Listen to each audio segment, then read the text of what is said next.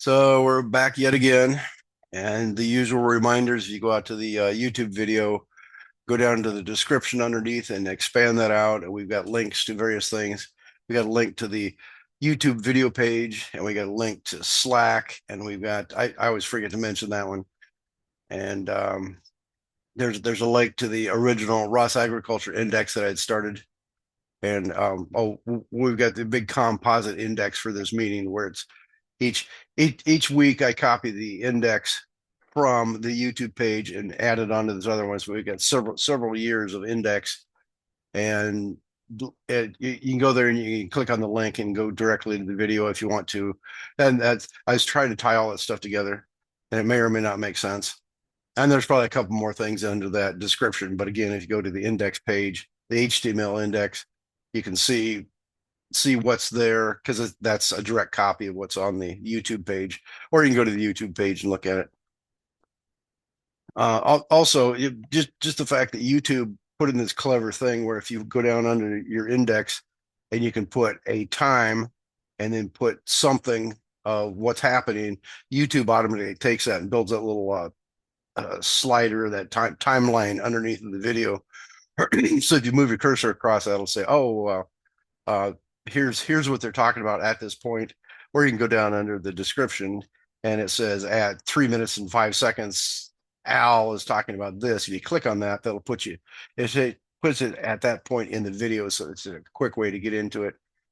I get annoyed. I watch somebody else's videos and they just say, "Oh, here's," they might have a title. One of the things is something called, I think it's called No Carb Life or something like that. And this guy just interviews people, anybody can get. He just has them come on and he says, "So, how did you get started in carnivore?" And then they just babble on for 15 minutes to 2 hours. And then at the end, he's, "Oh, how can people contact you?" Well, under that, you look under the description, it says, "This person talks about their carnivore journey," and that's the only description you get. So there's no way to know what's in it, or if you wanted to know something specific, you can't just click on it and go to that. So I think it's handy to be able to do that. You just look at the bottom of the either look at the timeline, or you can go down under the description. It says, at 0 minutes, Jeff is babbling about how to use this index. So I think that's handy to have. If somebody at least makes the effort to do that, that works out. I think that's all the usual reminders. So after last meeting, Bob posted something saying, "Well, I was listening again about Jeff babbling about his logging stuff. I'm just curious, what are the thoughts on, if you take your vehicle outside and it's cold, is it what's that going to do to the electronics?" And my thought is, I have no idea what that's going to do. I've never really looked into that. And I was just talking to Al about it here briefly, and I was pointing out that, well, the first way to get around that is don't park your robot in an unheated garage, or even worse, don't have a little shed out back with no heat and park it in there all the time. That's just where it lives. Because then when you go out to use it, it's going to be soaking in that cold temperature for however long. And if there is going to be a problem with electronics, that's going to just make the problem worse by doing that. And I've never actually gone out and tried to find anybody's explanation of what electronics does when it gets cold. That'd probably be a fairly easy thing to do. I should do that someday just to see what that says. And I don't know, say, it's probably certain things you use are going to be more susceptible to cold. Say you got something like a Raspberry Pi. Lots of people use Raspberry Pis. Well, what's it do if you take it outside and it's 20 below outside, and you drive around for half an hour? It's going to cool down. And the question is, what's it going to do? Is it just going to simply quit completely, or will it just randomly reset? Or so I don't know. It could be it just stops and won't even run until you warm it back up. So that would be interesting to know. But as I say, I've never really looked into that. Never had enough problems. Like right now, if I'm going to take mine outside, it's parked right here in the living room right next to me. And if I wanted to, I could drag it outside and probably end up driving around for like an hour or something. And then when I'm done, I just bring it back in the house. And that's probably not going to cool down enough to be a problem.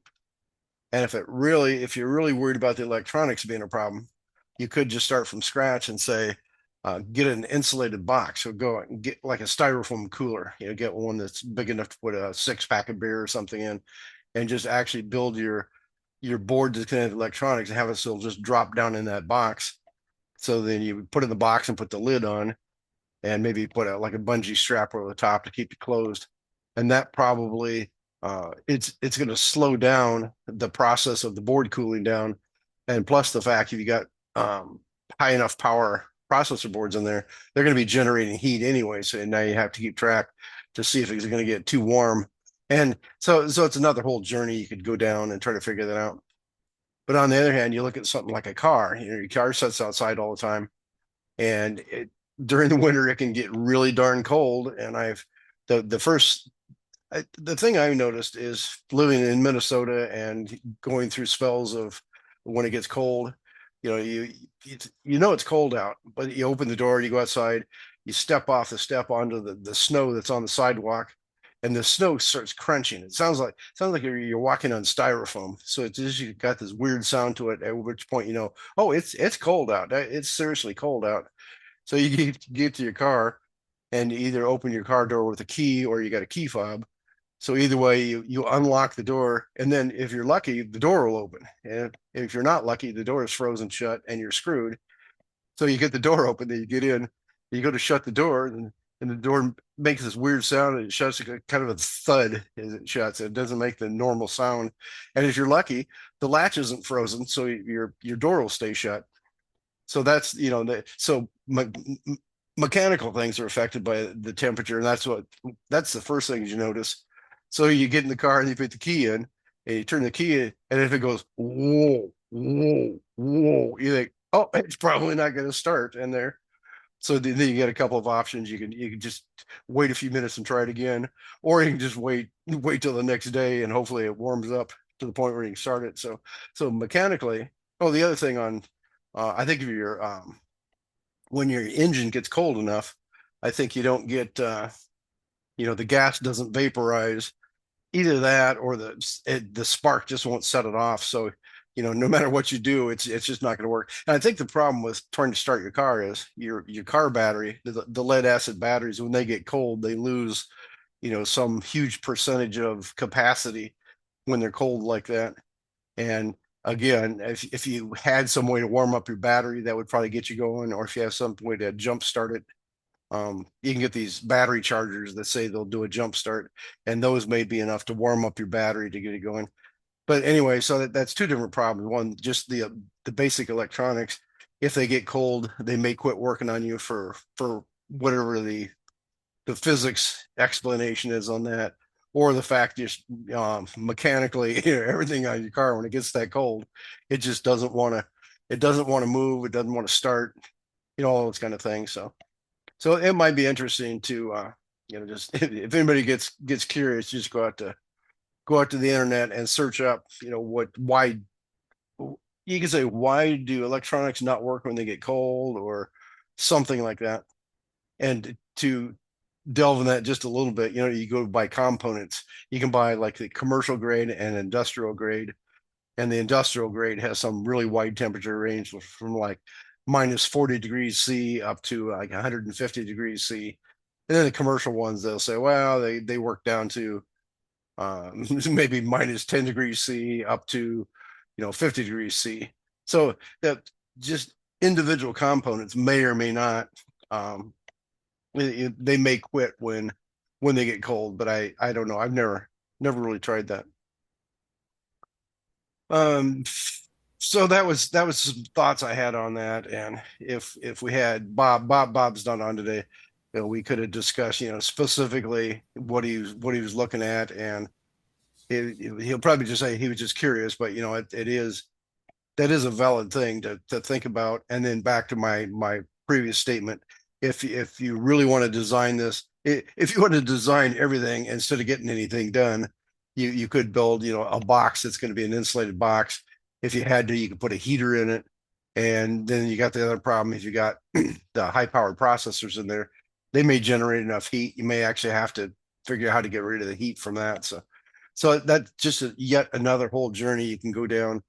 And I guess the other problem is, yeah, no, whatever kind of batteries you have on your vehicle, if they get cold, they may get cranky too. So you got all these different things depending where you live. If you live in Texas where it's always hot, you have to worry about keeping the thing cool. But if you live somewhere up north where it's always during the winter, it's always cold. So then you have to worry about, your things getting too cold. So it's just kind of a trade-off, and just one more thing down the robot journey, where to do robots, you have to know mechanical, electrical, electronic, and sensors and batteries, and you have to know all that stuff. That's just one more thing you should look into, is what happens when it gets cold or what happens when it gets hot.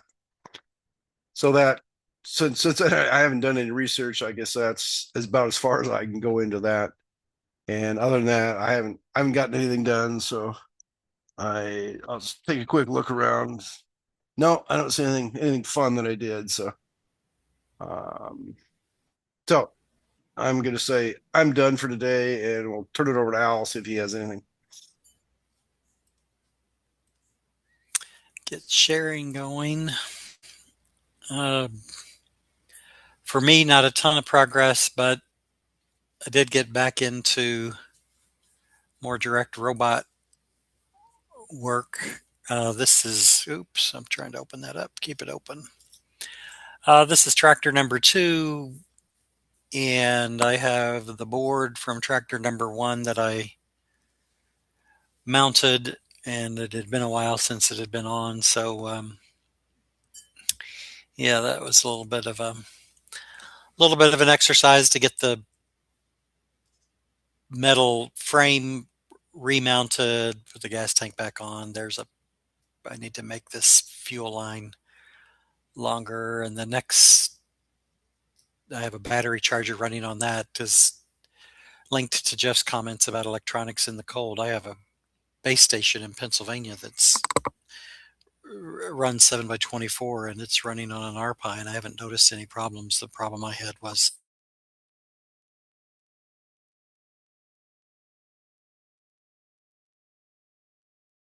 You seem to have frozen up there,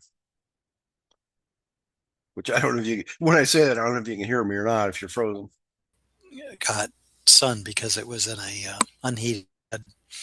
So that has been my RPI has survived, and Could you quickly go over that again? Because you froze up, as you said, you've got a RPI in your shed and it's in the cold.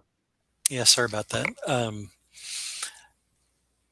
My base station in Pittsburgh is based on an RPI. It's in an unheated shed, and I had to switch the battery to an AGM battery, which is charged by a solar panel, because a lithium battery, number one, doesn't like freezing temperatures and definitely doesn't like to be charged in freezing temperatures. So I would have just, completely ruined that battery had I kept it there. But the RPI has been fine. Um, but the battery technology is definitely is requires cold temperature thinking through. Uh, While you got that image up there, I was looking at that, and I was looking at your gas tank, and you've got kind of some kind of a metal box that you fabricated, and you dropped your plastic gas tank in there. Keep in mind, when this thing's running, you get enough vibration that if you got the constant vibration of that metal against that plastic gas tank, it's going to eventually wear a hole through it. So you might want to think about putting something like some kind of a high density foam, just little strips or something, and put in there, just so it's the gas tank's rubbing against the foam as opposed to rubbing against the metal. And it that's may never be a problem, but that's just something to think about. that's good advice, and it would be fantastic if I were running this thing long enough for the daggone gas tank to be wore through. But you're right. I should definitely plan on that vibration. And maybe just cut some strips of cardboard and slip those in between there. Maybe glue the cardboard to the metal and then put that in, because it probably fits tight enough right now. You can't be jamming a bunch of stuff in there, but just something to You might even want to put something across the bottom. So like say, cut a piece of cardboard and put in the bottom, and then maybe put some where you got those metal strips up on the side to hold it. You just, stick it like a piece of cardboard in each one of those. And you can use like thin hard cardboard like you get on a say like a spiral notebook, the cardboard Right. on either the front or the back of those, that something like that might help. And then again, maybe it's still going to do the same thing no matter what you do. So, but that's just one thing to think ahead before it before it does wear a hole through there and it's driving around leaking gas and all of a sudden you realize, hey, my lawnmower's on fire, and that could get ugly real quick. So Yeah, that would be a bad day. Bob mentioned about wondering protecting the electronics, and I mean this is definitely not protected. It's up sort of up out of the way, and building some sort of box around this would be, my preferred solution, even if it's just some mounts and a piece of plexiglass over the top of it. But anyway, I haven't got to that point. Here's where one of the GPSs goes. There's another bracket that it's not here, that comes up straight to give me about a meter between this GPS antenna location and the one that will sit up about here. The thing that was really I was going to spend more time on is getting these two holes hold a bracket for a potentiometer, um, to get a actual steer angle value.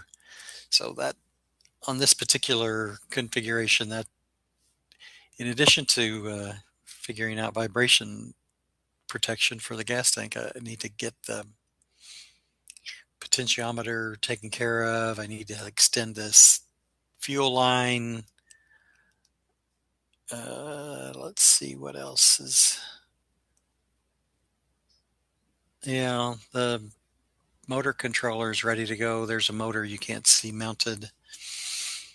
The transmission control, I didn't take a picture this time. There's one in the previous days, but this line goes to a linear actuator that's connected to the hydrostatic transmission. So I've got, and I've tested.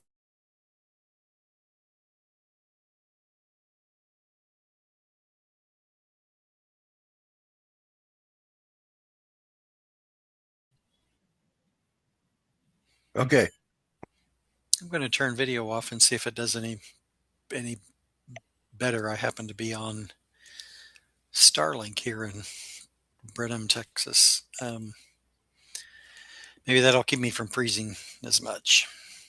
Let's see what else. Just getting my base station in Texas working. It's in a plastic box, uses an old GPS that I've got. Because it had been a while, I had to go back and sort of reacquaint myself with how I was using the ESP32 to take data off of off of the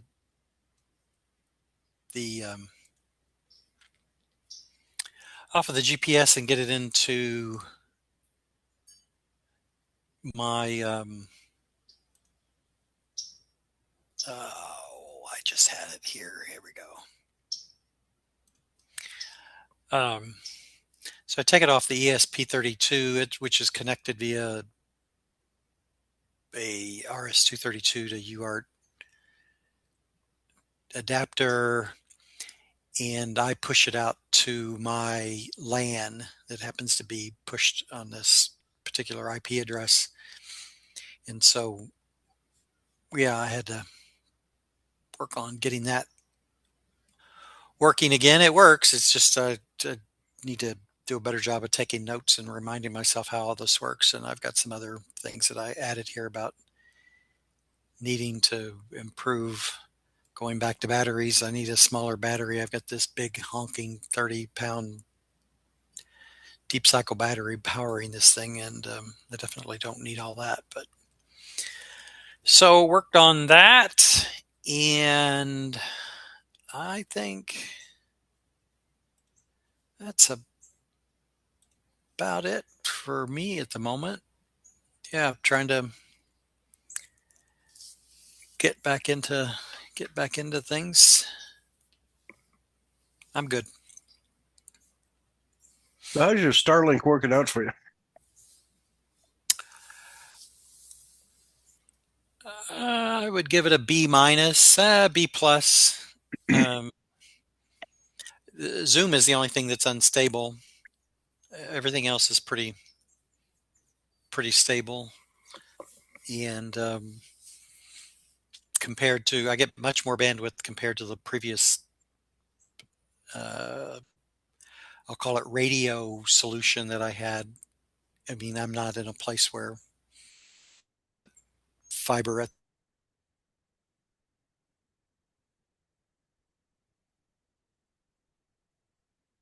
So you're locked up again. But I noticed the two previous times you won't know that because I think I disconnected again. yeah, you did. Uh, with the RF solution, I was getting like 5 megabytes. With Starlink, I get 50 megabytes. But as you can see, it has some jitter and Hmm. drops. And I've noticed my cable, it's on cable TV that my internet is, and there's times I'll be going along and the thing will keep pausing uh for no apparent reason, and I've never seen it do that on Zoom, so I don't know. It's usually it's because I'm watching YouTube on a laptop with an HDMI cable over to my TV, and it'll be going along and it just stops and pauses and then starts playing again. So I don't know.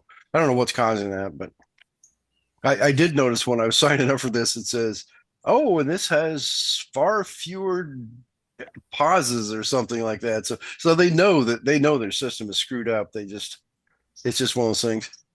And I keep checking on the fiber stuff, and it looks like they're just not gonna do my. There's like I'm like 2 blocks away from where the fiber cable is, and until they run the cable down my street and come install it in the apartment side, that's not going to work. But if I'm going to be here another full year, they might get around to doing it. Probably just before I'm ready to move out, they'll probably do that. And one of the reasons I ask, I was just noticing on YouTube they were saying something about um something about don't buy a used Starlink system because of something. I don't know if it was licensing or whatever. And then somebody else was talking about they had like a little portable Starlink thing that was laying on there, laying on their front porch, and then they're sitting there with a laptop doing something. And I was just curious how all that stuff's working out. And Yeah, I did have a Generation 1 unit. It physically failed. It was a bit problematic to get a hold of them, but um, at the end of the drama, I mean, they sent me a new Generation 2 unit, and so that's what I'm on at the moment. are they still having problems with the Starlink satellites falling out of orbit? I think for a while they were losing some of their satellites, and I didn't ever heard the resolution on that or anything else. So, and again, I can't understand um how they're able to put thousands of satellites in orbit. Just I guess because Elon Musk and he just said I'm going to do it, and nobody argued with him. So, but that's just crazy. It's probably if you go look at a map, they'll probably have images somewhere that shows here's what the satellites look like now, and there's just thousands and thousands of these things around the Earth, between them and other people are putting up stuff, and it, Yeah, I don't know. Maybe that's causing my dropouts today, but I hadn't heard any of that. and this thing about the where they're losing satellites and they're crashing back to the Earth. That's been quite a while ago that I heard that, and I thought, well, that's kind of counterproductive.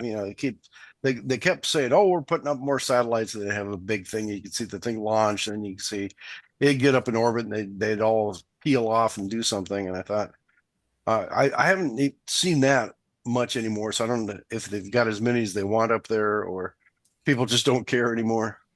So that was, there's always a time where it's real interesting to see all the space stuff going on, but then people just get bored with it. So I was just Yeah, curious. I haven't followed it terribly close, but I think that they continue to put more and more up. I think they're going to get to the point where they've got enough bandwidth to do full-time cell service, which right now they don't do. But I think you can something with Deutsche Telekom or T Mobile. Um, Somehow T-Mobile, you can text in an emergency over StarLink anywhere in the world or something like that. I mean, um, it's pretty sophisticated. Yeah. And when you're in a rural area and you don't have a hardwire internet provider at the end of your street, you gotta use what you can. Yep. And then you got the other problem, like here where I live, I got two different options. I can get DSL through the phone company or the internet through the cable TV. And apparently when my year is up, they had all these introductory offers to get you to use it, and I don't have to pay rent on their equipment, and I probably got a discount or something. But when that year runs out, I'll have to see what how much they're going to raise. It's probably going to double the price on it. And then the other option is then people say they keep switching back and forth. So I could switch over to the phone company and get the slow DSL again. And they get the introductory price, and you get for 1 year, you get again, you probably get free rent on whatever you're running and whatever. So that's going to be coming up in a month or two. I'm going to have to decide what to do about all that stuff. Yeah, the radio 5 megabit speed solution was about $100 a month, and the Starlink solution is about 120. So faster, but more expensive. Yep.